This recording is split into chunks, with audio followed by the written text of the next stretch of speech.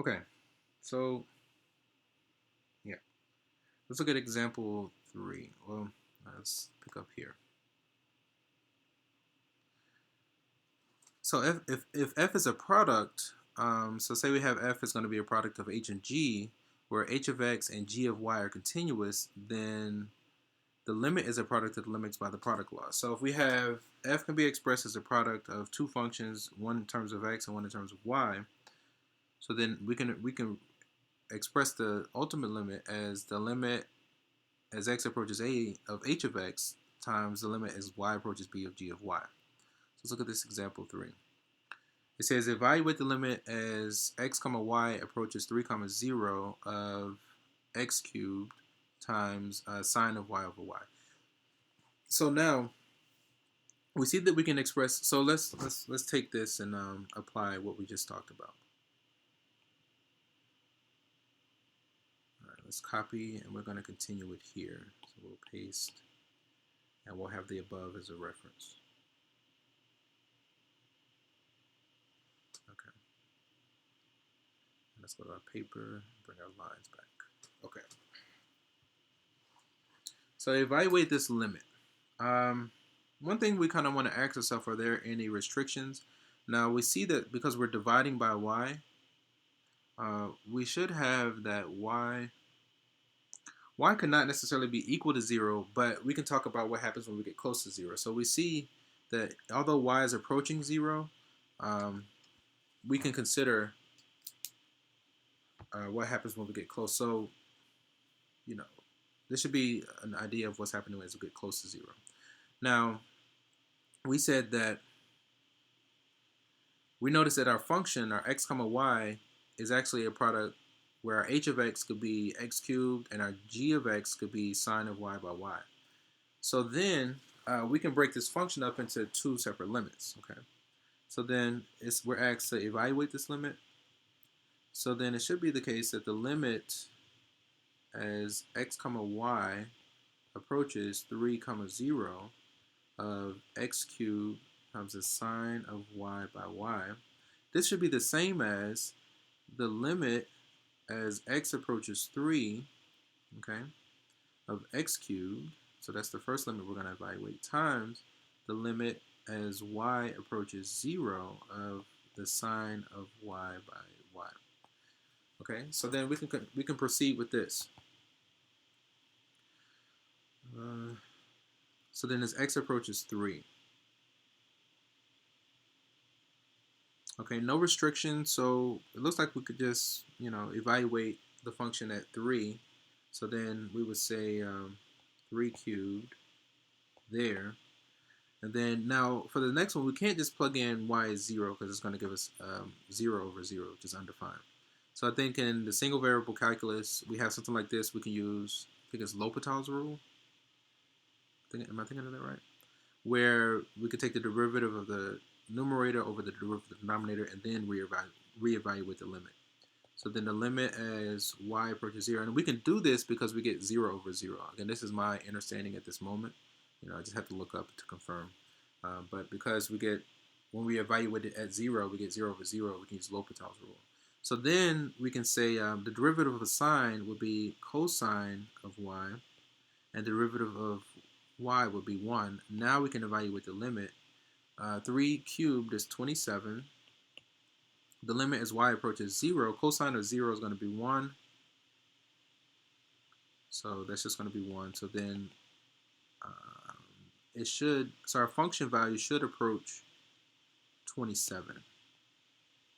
So what this means is that as our point, so say we have this disk centered at 3 comma 0. So as we get really, really close to the point 3 comma 0, our function value should get close to 27. Now we're not saying that the value of when we plug in 3 comma 0 is going to give us 27, but what we're saying, what this tells us, is that as we get really, really close to 3 comma 0, our y value or our output value gets really close to 27. Or in this case, our z will get close to 27. Okay, so like if you chose, so it looks like the 3 would be okay, but maybe something like 0.001, something really close to that 0, because the 0 is the one that's giving us trouble. We should get a result that's close to 27.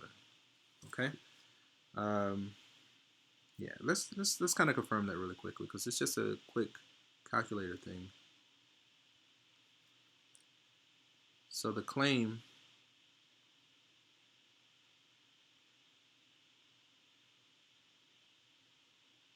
so it's okay. It looks like it's still working. Okay.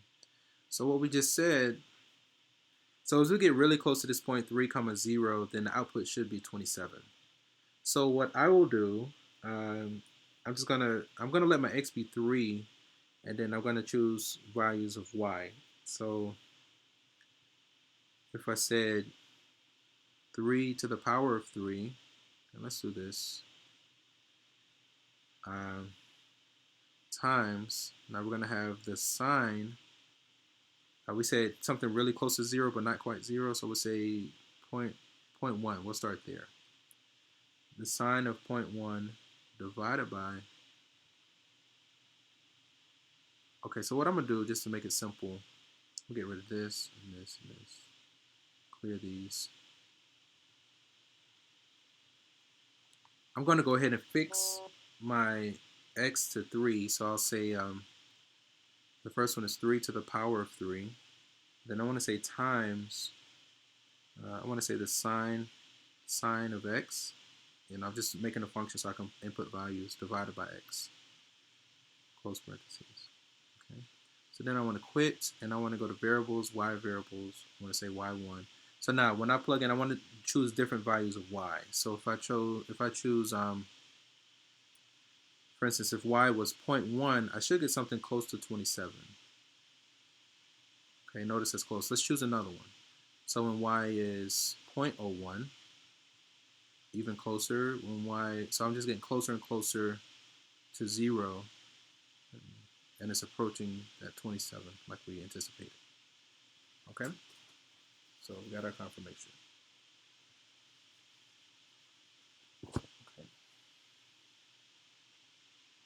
So then as the x that we're considering, our arbitrary x gets closer and closer to the center, then this function is going to approach the number 27, no matter what direction you come from.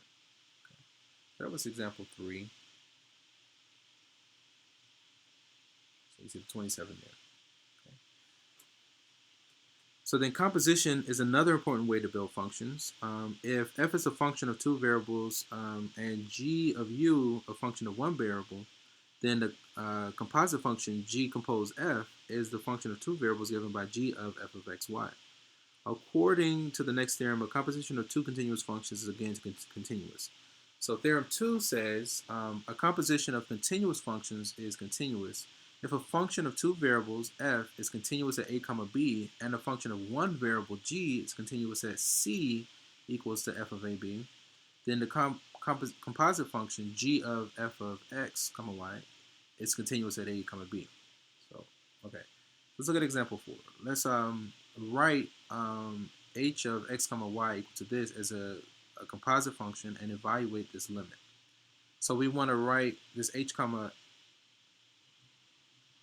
of x comma y as a composition of 2 functions. Okay, so we should be able to do this. So we'll go here, and let's actually go like this.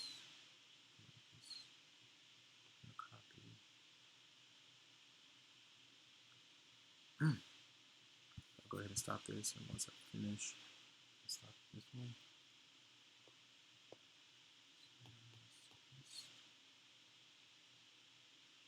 Okay, so let's look at this example 4. So we want to write this as the composition of 2 function where we have an inside function and an outside function. So it looks like, okay, so then our f of x comma y could be negative x squared plus 2y. That could be our inside function. So then our g of u would be e to the u. So again, we could express the u equal to some f of x, y.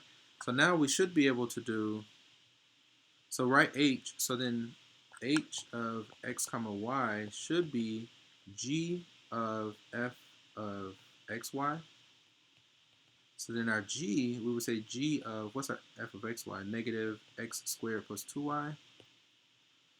which will be e to the power of that, which is going to be negative x squared plus 2y. Okay, so now we express our h as a composition of two functions. So now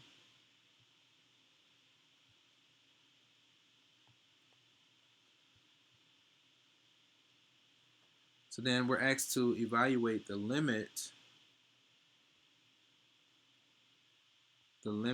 as x comma y approaches 1 comma 2 of h of x comma y. Okay, so then that's going to be the limit as x comma y approaches 1 comma 2 of g of f of x comma y. Okay, let's see what did the theorem say as far as that composition. So if a function of two variables is continuous at a point and a function, then the composite function is continuous. So the limit as we approach that point has to exist.